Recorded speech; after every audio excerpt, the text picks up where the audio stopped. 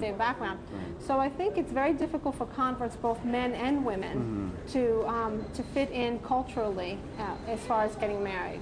I think another issue is that we're sort of the traitor, you know, in quotes, the traitor to some of the other non-Muslims in this country. So they look at us like, are you have you lost your mind? You know, you've kind of gone to the other side. There is a benefit, and that is there's a tremendous amount of places to get an education, an Islamic education here, but none formal. But we're not graduating any sheikhs in the United States. So we have to rely on our brothers and sisters overseas to send us sheikhs, and sometimes there's language barriers there. So I think, you know, being able to walk into a restaurant, I hear, I've never been to a Muslim country, I hope to go, but I hear you walk into a restaurant and it's assumed that it's halal. Of course. Over here, you know, you have to really hunt around for that. So I think there are many issues. As a Muslim woman here in America, do you face any issues related to the hijab and dressing yourself and covering yourself as a Muslim woman? Definitely. I think that one time I was crossing the street. I was in Atlantic Avenue, which has a lot of Muslim stores in Brooklyn. And I was crossing the street. It was a large 4-lane highway, and I was in the full black abaya and black hijab, and someone speeded up their truck to pretend they were going to run me over, and I had to run out of the street, and I was afraid. I find that some people don't judge you at all, but most are at least curious about you. I've had people approach me in the mall, and I was with other sisters, and they were all Arabic. And they're looking around them like this, and they're saying, no, we want to talk to her. She looks Irish. We want to know why she's Muslim and why she's wearing that, and aren't you hot? You know, you'll get questions like that. But I love wearing hijab. I don't always wear this. I work where I wear a business suit. So I thought about that today. Should I wear a business suit and the scarf, or should I wear the abaya? But I find it's very elegant, and it raises my feeling about myself, but it's not necessarily perceived.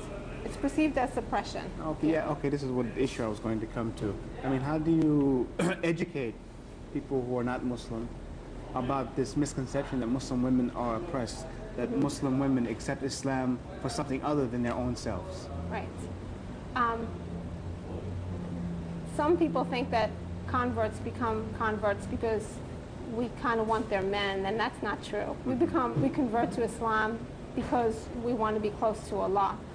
And it's, I believe Allah reaches into your heart and turns it and changes things. And that's, you know, why I was saying, like, how when I hear the adhan, my heart just wants to go there.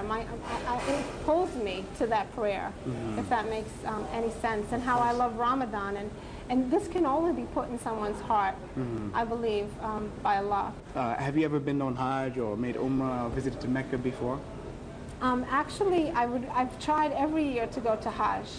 Since I became Muslim, there's something about the Kaaba. When I see a picture of it, when I see it on television, when I see people praying there, again, you know, my heart feels so drawn to be there.